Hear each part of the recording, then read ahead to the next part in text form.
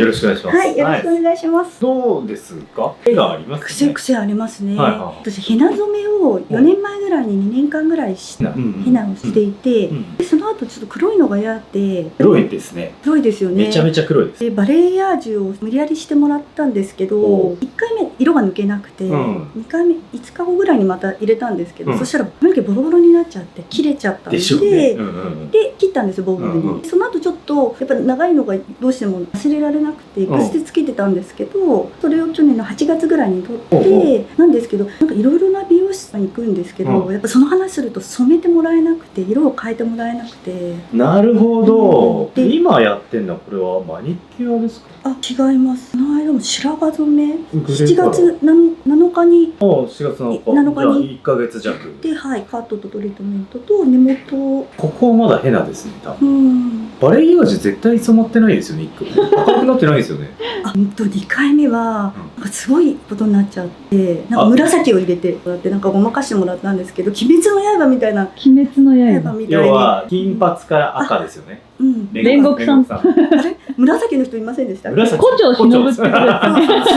すごいことになっちゃって、さすがにこの年齢じゃなと思って。結構原色の紫ってことですか？もうなんか痛みを見えないように。なるほど。どうしましょうか。どうしましょうか。1回でできる限界値はなんかありそうなんだけど、一番気になるのは癖ですか？癖もそうなんですけど、あと色がたまにこう全体を染めてもらってるんですけど、抜けていっちゃうんですよね。なんか染まりありそうですね。そうなんです。どうしようかな。毛先黒いし、あとカットもなんかやっぱ切れてるところってことかな、これは。これは韓国風ヘアみたいな感じで外巻きにして、ここのところを今短くなってると思うんですけど、これを内巻きにこう巻いてするヘアだったんですけど、私のうねりがすごくて、朝も巻いたんですけど、もうこんな感じになっちゃうんですよ。なるほど。ちょっと一回後ろお願いします。こんな感じで、うねりがあって、多分ここから先が黒。バレエヤージュした後に黒で一回染めました。バレエヤージュした後に一回染めました。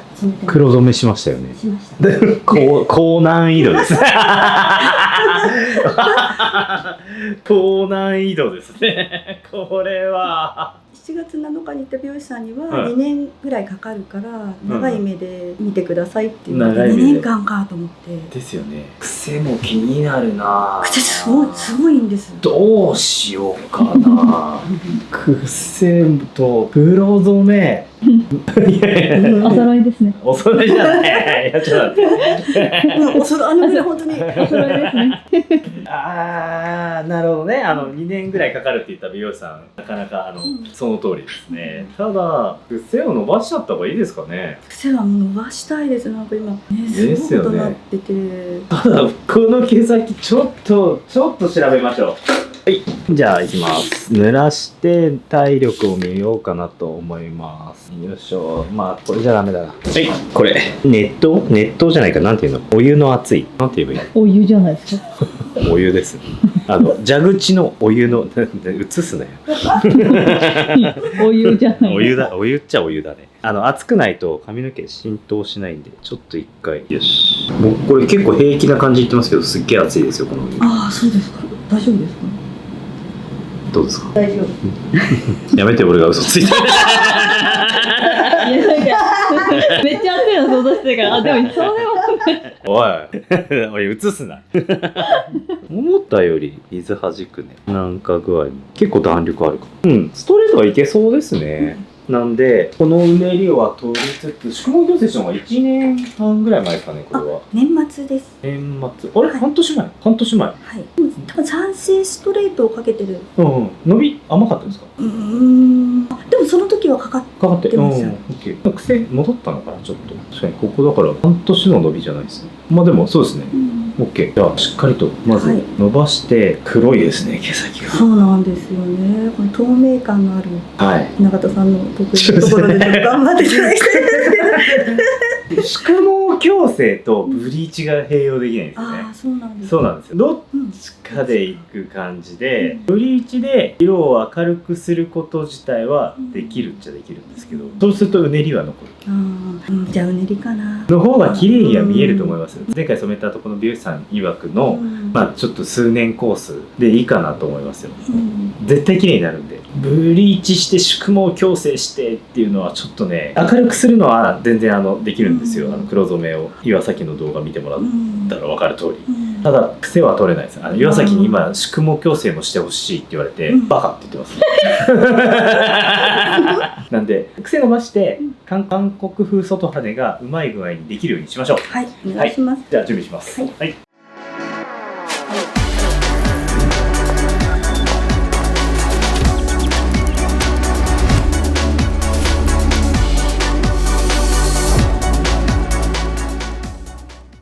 はい、じゃあ行きましょう。難易度はなかなか高そうな宿毛矯正なんですけど、綺麗にします。はい、じゃあ今日はまず癖を見極めつつ、しっかりとここら辺なんかは特に癖があるんで、ばっつりいくんですけど、一番怖いのはこの毛先の黒染めでさらにバレイヤージュをしてあったということで、どこまで一応濡らした感じの毛髪診断では髪の体力もあるんですけど、ちょっと怖いので、下の方は普通にいくとして、まずイメージ、癖戻りが若干あるんですよ。こっから上がしっかり伸ばしたいゾーン、こっから先が癖戻りがあるんだけど履歴がマジで怖いゾーンになるんで、薬分けます。ここからここまで根元の部分がアルテマのリッチ 6.5 に対してファイマーグラッツのスピエラ 10% で酸性ストレート、還元剤がしっかりと入った酸性ストレートでいきます。でここから先がこれですね、アルテマのドロップとアルテマのリッチを3対1にします。だから基本的にはトリートメントが3に対してシステアミン pH6.5 のシステアミンが 130% 弱が入ってて、でそれだけだと pH がちょっと怖いんで履歴が分かんないから pH が怖い、多分およそ pH6.5 ぐらいになるのかな、 6.6 ぐらいになるのかなぐらいだと思うんで、正確にはアルテマのリッチが 6.2 前後でドロップが多分 pH7 ぐらいなんで、間取って 6.5 ぐらいになるかなと思うんですけど、もうちょい下げた方が安全性が高いんで、グリオキシル酸の原液ですね。グリオキシル酸カルボシステインの原液、ディープ G を 5% 加えて、これはグリオキシル酸による酸熱トリートメントを狙ってるというよりは、どっちかというとこの pH を下げる調整剤として入れてます。そうすることによってシステアミンの働きが少し弱まって、で、ちりつくリスクっていうのを減らしてくれるはずです。ペーパーの中でそれ作っていくイメージですね。で、襟足の方とか黒いのがないようなところは、全部根元のリッチとスピエラ 10% でいきます。じゃあ行きましょう。ちょっと真剣モードです。この一液だけは。はい。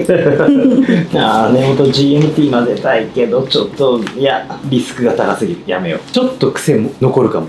残るかもなんですけど、いや本当はもう一個添加剤があって、それを入れるとすっごい綺麗に伸びるんですけど、初めましてで使いたい薬じゃないんですよ。なんでちょっとね、安全を取りに行きます。ただ今とは比べ物にならないぐらいやりやすくはなる。いろいろやったんですね。そうなんです。やりたいと思ったらすぐやりたくて、なんていうの、すぐやりたくて、そういう人知ってますよ。すぐやりたくなっちゃうんです。全然隣にいます。私ですか？私あれじゃない、早い仕事。何の仕事ですか？やりたいと思ったことをやる仕事。そうですね。そうそう、黒を入れたい。お年頃。はい。これ夏休みまでに黒入ります。デザインですよね。でも夏休み来週なんで。そっちの夏休み。本ちゃん夏休み。なんかちょっと変化が欲しいですよね。まあこの金髪も可愛いんですよね。すごくお似合いですよ。でもコメント欄で岩崎さん本当に髪の毛強いんですねっていうコメントもいっぱいありましたから。いやどっちかっていうと細い方だよね。はい、どっちかというと細くてちりつきやすい髪質。でもなんかすごい私の髪質皆さん褒めていただいて。そこ？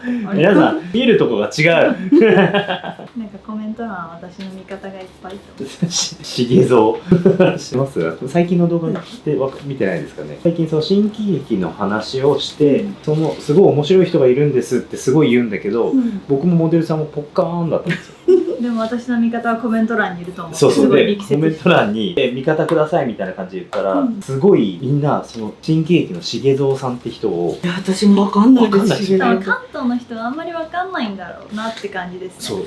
そう。でも私わざわざ見に行ってましたよ。新喜劇ですか？うんお重蔵さんがすごい好きでって言ったら、もうなんかコメント欄が長須さんの技術より重蔵でいっぱいになっちゃって重蔵知ってます、重蔵知ってますと、俺の技術みたいな。俺のことはないなと思いつつ、今でもコメントしていただくのはありがたいから。でも驚いたのが、僕関東の人は結構知らないんですけど、私北海道ですけど重蔵さん知ってます、私北海道ですけど重蔵さん知ってますっていうのが、なんか2、3件あって、北海道だけなんかどうしたんだ、新喜劇北海道押してるんです押してんのかな。どんな感じのことですか？こんな感じ方、なんかキャラクター、新喜劇だからなんかこうネタによってキャラクター変わるんですけど、うんその重蔵っていうおじいさん、おじいさんおじいちゃんのなんかもうてっぺんハゲのここだけもこって白いなんかうん白いモフモフみたいな毛がついたおじいちゃんのキャラクターがいて、それがもう本当に面白くて、どんなキャラクターボケまくってますよね。いやごめん、相変わらず温度差。これはまたコメントい欄にやいや、もう重蔵のコメントいらないです。あれ、返信するの超大変。俺知らないものに対して返信しなきゃいけないから。いや、もうコメント欄受け付けません、重蔵には。スッチーの時はスッチー好きで、あ、そうですね、スッチ面白いですよね。面白いですスチコって人ですよね。そうなんでなんです。スッチコは知ってんですか？いや、コメント欄に書いてある。あ私はスチコ派ですみたいな。スッチコいますよ。あ、コメント欄で学んだんです。コメント欄で学んだ。そうそう、皆さんちゃんと読んでます、僕。スチコいるんですよ。スチコも面白いですよね。面白いですよそうね。ちょっと待って、詳しいですね。私もね何回か見に行きました。おう僕も一回見に行ったんだけどな。誰見たんですか？覚えてないです。いや、新喜劇ってさ、新喜劇やる前に、あれやるじゃん。前座みたいな感じ。前座じゃなくて普通にコント。あああ、そうなんですね。その時にだってノンスタイルが出てたよ。おお。そうそうそう。吉本のなんだっけ、芸人さんがってことグランド花月あ行ったんだよ、ヒロと。あ。ああ、ヒロさん。そう。またヒロさん。そう。どれでも行きますね、ヒロさんと。そう、ヒロさん、どこでも行ってる。大阪セミナーの会で。ああ、そういうことですか。ぜひ重蔵さん調べてください。はい。面白い。色の黒目な人ですか？あ、色黒い。私が思ってる人がねやっぱり色黒いと思う。声の大きいリアクションの激しい。あ、顔ちょっとデカめ。うんうんうんああ、じゃあその人デカめ。重蔵の紹介チャンネルじゃないから。もう大好きなんですけど、重蔵。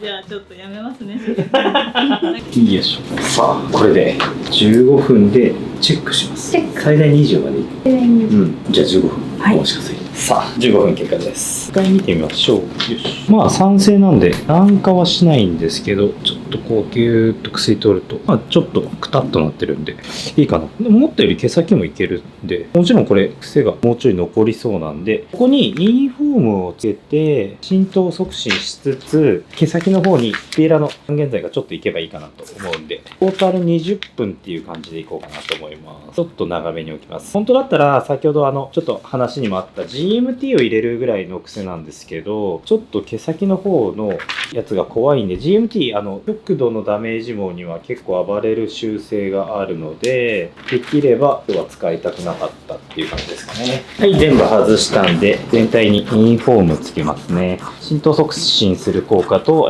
シスチン結合を補給する効果があります。全体を泡だらけにして、根元の薬が毛先にちょっとうっすら伸びるように、はい、5分置いて流します。はい、失礼します。お疲れ様でした。はい。あれから5分経って流して、シャンプーして、ドロップチェンジリンスして、はい、ペラフェクトコネクター10倍希釈。まあ8倍ぐらいですかね。希釈したのと、アクア、アルテマアクアで、活性ケラチンと CMC の補給。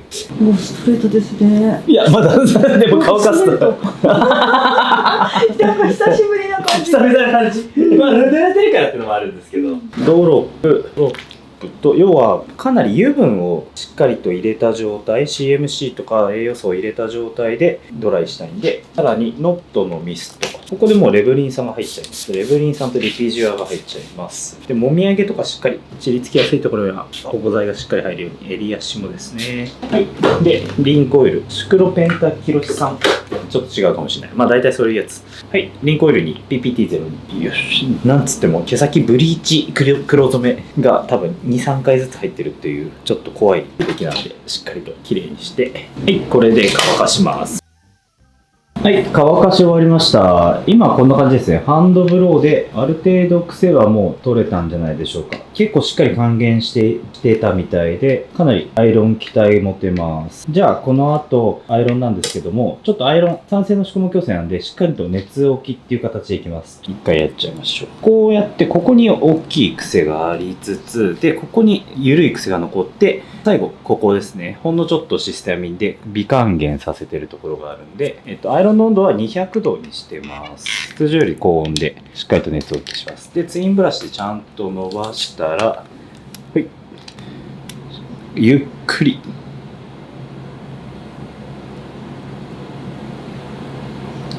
これぐらいのスピードで中間抜ける人は多いんで、中間ちゃんとゆっくりしてください。でもう明らかに毛先になったらスルーですね。これでこの感じでいこうかなと思います。はい、じゃあ行きましょう。行きましょうね。よし、まずもみあげいっちゃいます。ゆくゆくはちょっと明るい髪にしたい感じですよね。そうなんです。ですよね。例えばなんですけど、今日この後カラーするんですけど、はい、明るめのやつを乗っけます。ただ絶対に今この毛先のところは明るくならないんですよ。はい、で宿毛矯正と同時なんで、あんまり強い薬も使いたくないんですよ。だから根元だけ明るい薬入れると、ちょっとなんか根元だけ少し浮いて見えるんだけど、白いところは染まりつつ、なんとなく今後明るくしていくための土台になるから、一色というよりは逆グラデーションにはなっちゃうけど、一応馴染む範囲で少し明るくっていうパターンでいっちゃっていいですかね。はい、お願いします。その方がいいと思います。なんで仕上がりは若干根元染まり甘いのかなって思っちゃうような感じなんですけど、将来に向けてやっていきましょう。はい、お願いします。カットに関しては、ロングに戻りたいということなんで、基本的にはそんなに切るつもりなくて、なんとなく整えていこうかなと思って。といってももうその宿毛矯正でだいぶ変わると思うんで、楽しみです。楽しみにしててください。今日いらっしゃった時の靴だともう収集つかないですよね。いやつかないですね。アイロンかけてちょっと経つともうくるくるしてるので私のさっきの時間は何だったのになるけど、しっかり行きましょう。夏はご旅行とか行けそうなんですか？そうですね、今計画立ててます。旅行は好きなんで。あ、いいですね。僕は来週ロッキンジャパンに行って。ロッキンジャパンですか？はい。ロッキンジャパンご存知ですか？いや、初めて聞きました。なんだろう、ロッキンジャパンって。ロッキンジャパンって夏フェスがあるんですよ。あ、そっちですか。なんか私地名なんか山かと思っちゃった。ああ、ロッキンが。山に登る。山登り。いや、夏フェスです。そっちですね。夏フェスがあって十何年行ってるんで、今年はちょっと場所がいつもは茨城県でやるんですけど、今年は千葉でやるんで、ちょっと楽しみね。今年からいろいろ緩和されてるから。そうですね。去年直前で中止になっちゃったんで寂しかったんですけど。私去年旅行行きまくったんですけど、すごく空いてたし、安かったし、宿は最高でした。逆にね。本当なんか京都とかなんて人が全然いなかったから、写真がもうパンフレット状態なんですよね。岩崎のディズニーランド超空いてて最高みたいな。いや本当。そうですよね。やだやだって。増えないでって増えないね。今はやっぱ混んでますよね、多分。でもちょっと減り出してて、今なんか私もちょっと見てたんですけど、ちょっと安くなってたりしてますね。なるほどね。やっぱりね、相場が変わってくるんだな。行かないといけない。でも富士急空いてたでしょ？富士急多分空いてました。わかんないです。雨だったんで。土砂降りの中富士急行ってました。でも午後晴れてよかった。晴れてはねえか。晴れてはないですけど。大体でも火曜日って雨降るんですよね。そうですか。美容師の休み、雨率高い。めちゃめちゃ高い。火曜日めっちゃ雨降るから、なんか月曜日晴れて水曜日晴れて火曜日雨みたいな。いやめちゃめちゃありますよ。全国の美容師は月曜日休みか。関東の美容師を悩ませる。いやマジで雨多くて、なんでこんな火曜日ばっか毎回雨降るんだろうな思って。明日はすごい晴れらしいですけどね。いいね。でもそれはそれでちょっと困りますけどね、暑すぎてね。ちょっと暑すぎですよね。今年は白い肌のままでいようと思ってサンバリア100を買いましたってやつでしょ？いや違いますよ。何を勝手に言ってるんですか？日焼け止めとかを頑張って塗ろうと思って。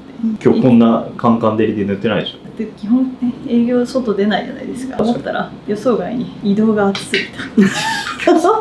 今日撮影がマジ暑くて。一瞬ですけどど、そこスッと銀座6ぐらいまで行って降って帰ってくるだけでその行き道でスッみたいな死ぬかと思いました。やばかったよね。よくないわ。でも本当に日焼け止め頑張ってる人って多分雨降っても日焼け止めするよ。多分年がら年中してますよ。あ、そう、冬でもするよね。うんそういう人多いですよね。うんいやそこまでガチ勢ではない。今年は白く。白く行きたいっていう元が白いからな。思いがあるだけで。うんね元白いですもんね。ありがとうございます。うん。焼けましたよね、荒さん。焼けちゃった。脱毛で怒られるかも。そうか、焼けちゃダメって言いますこよね。れめっちゃ夏もね炎天下なんかフットサルし行っちゃったんですよ。うんうん爆暑い日でしたよ。爆暑い日で急に撮影がリスケになって空いたからじゃあ休みだってなってフットサルチームのスケジュール見たらかぶってたんで、うんおいけんじゃん久々にと思って行ったら35度とかですおーっごいやばくて、でも僕もうその脱毛で今日焼け NG だから、うんすっごいもう日焼け止めもしてたんですけど、もうとりあえず真っ白なんですよ俺体が。あ、そうなんですか。そうそうそうそうそう、うんうんそうだから逆に目立っててフットサル上で、明日はないんですか？明日はない、明日は脱毛の日です。あ、明日は外での明日顔脱毛の日です。一緒やかぶせてくんだよ。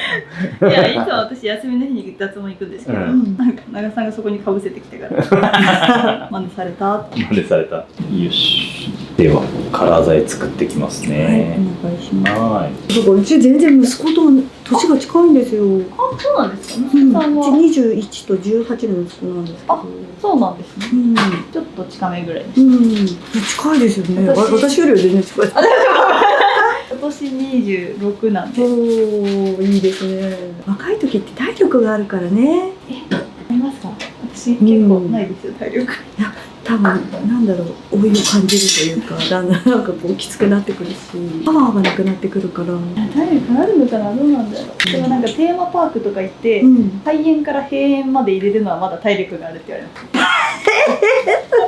例えみたいな。遊び尽くして。そっか、あ、もう途中で疲れて帰っちゃう人もね。いりますかね、うんまだって言われますけど、うんいないのかな普通にみんなとか思いながら、いや、私はもうせっかく来たから痛いそう最後派。まで元取らねばってもっと、思う。せっかく来たのにもう帰るのっていうのはなんかつまらないなと思って。階段が疲れてあ階段あ、しんどいとか。階段はなんか私もエレベーター使わずに階段歩くんですけど、はいこういう股関節が詰まって老化してくるから本当階段歩いた方がいいですよ。階段歩きますね。うん。でも家2階なんですよ。あ、じゃあ4服ぐらいして。よーあらー多いですね。まあ、いつもなんか2階でエレベーター使うのを待ってる時間もったいないからっていうので、あーうんなんか非常階段とかでチャチャチャって上がってっちゃうんですけど。うん。でも歩かなくなりますよね。年々ね。今だって何でも電車もあるし、タクシーもあるし、どこでも何でも通ってますから、うん。体力。なんです意外にあるんですよ。かないまだまだ若いからね。僕についてこれてるってことは体力ある。ああ。だって全然寝なくて大丈夫なんですもんね。結構体力オーバーで。全然無理体力は自信あり。全然無理だからいつも休みをくれって言うそういうこと言うなってパパに言われたでしょ。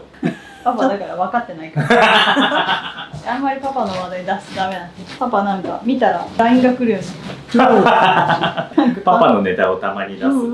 いやなんかブランキー・ジェット・シティの話をしてて、ブランキー・ジェット・シティは岩崎は知らないけど多分パパとか知ってんじゃないっていう話をちらっとしたんですよ。知ってるかなとか言ってたら、その動画がアップされて大体僕6時半にあげるんですけど、6時半にあげて多分その日の夜中にパパはブランキー・ジェット・シティは知らないよって言われた。いや LINE が来ましたあ見てんじゃねえよ見たっていいだろう。なんでダメなんだよ。見てんじゃねえよ嬉しいじゃない。なんでダメだよ。見てんじゃねえよ俺はパパの話題です。また LINE 来るからダメここで止めとく。やだパパがない楽しみに待っててくれてんじゃん嬉しいじゃん。生存確認されてるだけですからでも生きてるのかなってね、嬉しいですよね、娘さんの動画ね、見れて。週1回娘がうん。YouTube でもこっちが返信しても既読無視ですよ謎なんですよなんで返してやってんそだからこまでの豆さは持ち合わせてない。返してやってんだから返せよなんで上からなんだよ。思うんですけど無視みたいな既読無視って思う返してんのにその長々 LINE を続ける気はあんまないんですけどでもね、お父さんとね、やりとりできるってことがね、いいですよねなかなかね、聞かないじゃないですか、うん娘さんとそうなんお父ですかねさんとって。どうなんだろうかうん。仲いいよね。ファミリーは仲良しですねそろそろねママたちもこっち来れたらいいね。来れますかね。 YouTube 出ないですよ。YouTube 撮らないですよマジで。サブちゃん絶対嫌。交互期待です。絶対出ない。楽しみです。でも実際じゃあ出ますってなった時にどう対処していいか俺も分かんなくなる。いつもお嬢さんにお世話になってますっつって。えげつないぐらいの愚痴を言ってやろう。なんでよ。こうこうこうでこういう理由で娘は休みがありません。どうお考えですか、親として。明日休みだよ。明日休みですね。そんななんかたまにある珍しい休みで威張ってこないでもらっていいですか。威張ってない威張ってない。明日休みだよって言っただけ。威張ってます。来週3連休。それ夏休みです。なんか夏休みをちゃんと取ってるぐらいで威張ってこないでください。来月も夏休みだ。普段の休みのことを言ってるんです。お怒りですね。お怒りです。ちょっと働ける時に働こうと。うんいやマジ働きすぎなんです。命が尽きてしまう。頑張れ。ダメだこれ。はい、じゃあカラーですね。カラー3回いきたいと思います。酸性弱酸から下のアルカリ性じゃない宿毛矯正はカラーで固定しちゃいます。はい、根元白髪染めでもあるんですけど、今後明るくしていきたいってことで、毛先のこの黒がどんぐらい残るかわかんないんですけど、こっちにカラーやっちゃうと間違いなく NG だと思うんで、はい、14N2GB グリーン、鉄板ですね。3対1対10%で 6% ですね。で、毛先はカラー参加したいんですけど、絶対何色乗っけても暗くなっちゃうんで、クリアのみです。クリアで 3% でいきます。基本クリアで 1.5% でトリートメントとか処理剤入れて綺麗にするパターンが結構多いんですけど、 1.5% だとこの宿毛矯正の酸化に足りない、オキシが足りないと思うんで、今回 3% でいってます。根元今ここにないです。ごめんなさい。テンサイトを入れて、あとはケラフェクト1プッシュ、インフォーム3プッシュ入れてます。で、毛先がコネクターを2プッシュ、インフォーム3プッシュ、カウター 2g で、最近の動画でしつこいようですが、絶賛開発中のマル秘トリートメントを 30g 入れてます。はい、近日公開。じゃあ行きましょう。そのまま毛先までいっちゃいますね。早いよ。いつもカラー負けるんですよ、スピード。勝負してないんですよ。でもさ、勝負しない？こういうのって心の中でしてないの？嘘。心の中で勝負してんだけど。誰とですか？今岩崎しかいないから岩崎。なんで知ってる？一緒に塗るやつにより早く塗ってやろう。そういう気持ちとかない？ない。ないですけど。あ、そう。俺ずっとそれ思ってた。闘争心を。闘争心っていうかチャレンジだよね。あどっちが早く塗るかとか、どっちが綺麗に塗るかとか、いつも岩崎にカラー負けてんなっていうのはいつも思ってる。ただストレートの一液とアイロンはアイロンはね、僕サイド入っちゃうんで左右じゃないからあれなんですけど、一液とかは勝つなとかそういうのはね、よくね。大丈夫。どうぞ、お飲み物は大丈夫。おかしすぎて。真っ赤に出ちゃう。そんなこと思ってたんですか？仕事中何も思わずやってんの？別に普通に塗ってますよ。あ、そうなの？なんかさ、仮想敵を見つけない？人生。仮想？そっか。ごめんね。もっと簡単に言うね。どうやられてその顔カメラにしてみてくださいよ。要は仮想ってあれ、仮の思う。借り物競争みたいな感じ。バーカ。だから仮想敵っていうのは敵と例える。本当の敵じゃないんだけど、なるほど。敵だと例えて、例えば練習するとか訓練するとかっていうのを、例えばさ、サウナとか入っててさ、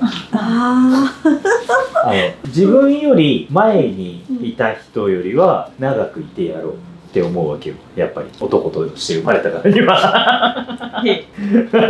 で、あとは自分より後に入ってきたやつも同じこと思ってると思ってるの。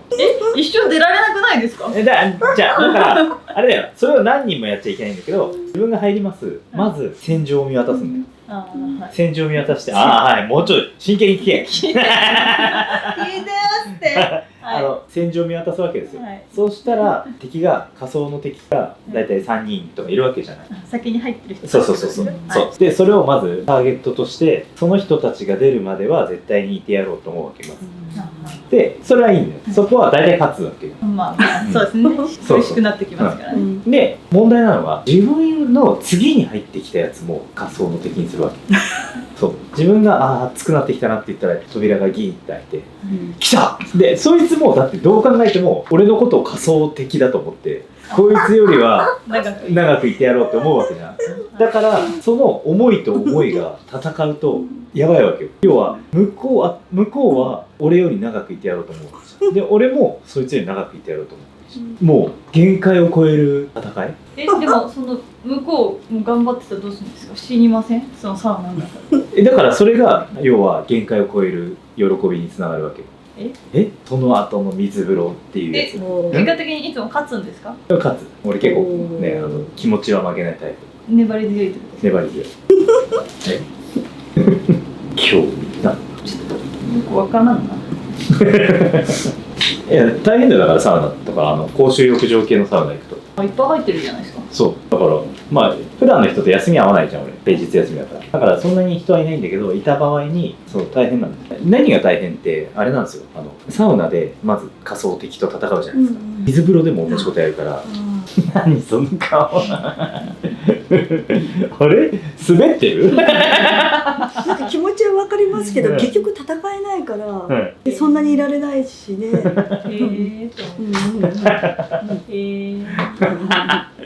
いいっすよ勝手に戦いますよ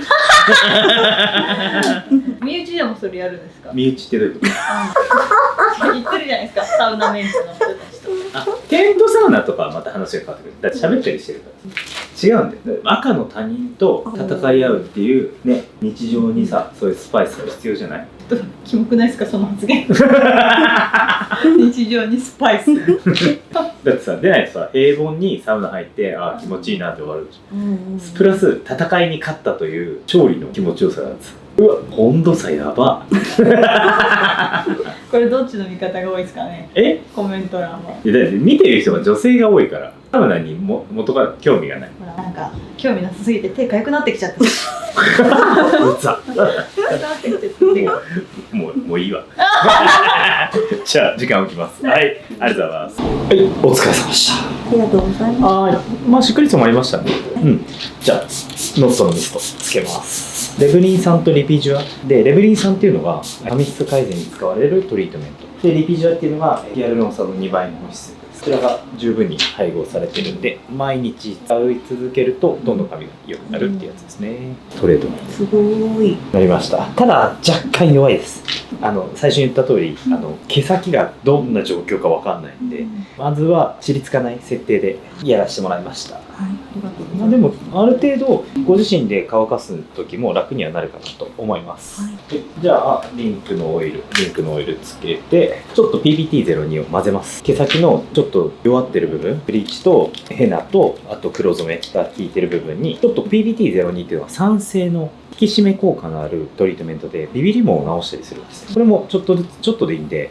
オイルに混ぜて毎日使ってみてくださいはい乾かします目つぶってます目つぶってすごい触ってみてくださいすごいうねりなくなりましたねうねりもないすごい髪の毛もしっかりしてそうトリートメント成分がかなり効いてるのとあとはもうケアですねトリートメントプラス宿毛矯正が綺麗に効いてるプラスノットのシャントリーミストあたりが全て髪の毛を強くしてってくれるただこういう切れ毛がまだねあるんだけどこれってどうしてもうねりがあった時のそれを毎日アイロンしたりして傷んでるとこの切れ毛だったりもするんでこういう短い毛ですね正直このストレートをかけることによってこの摩擦の負担が減るんでどんどんこのアホ毛と呼ばれるものが伸びてきます、どんどん良くなる、さあ髪の毛の色も均一になってるちょっとねちょっと毛先黒いけど、でもだいぶ均一になったと思います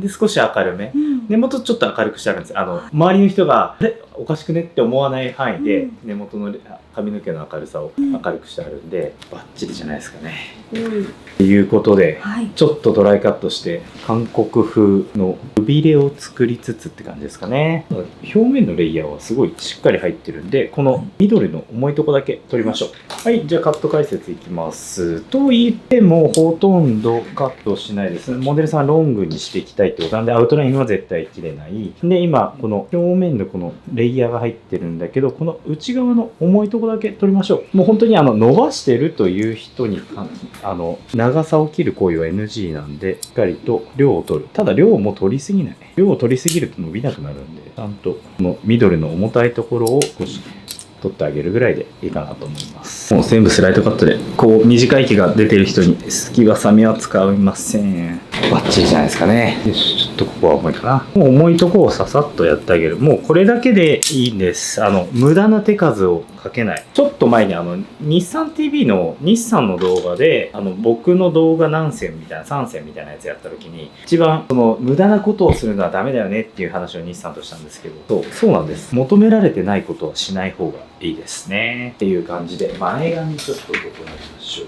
前髪もだいぶ良くなったんで、ちょっと逆方向に張って、毛先だけ。はい、OK です。だいぶこれだけに流れが出るんですね。よし、OK。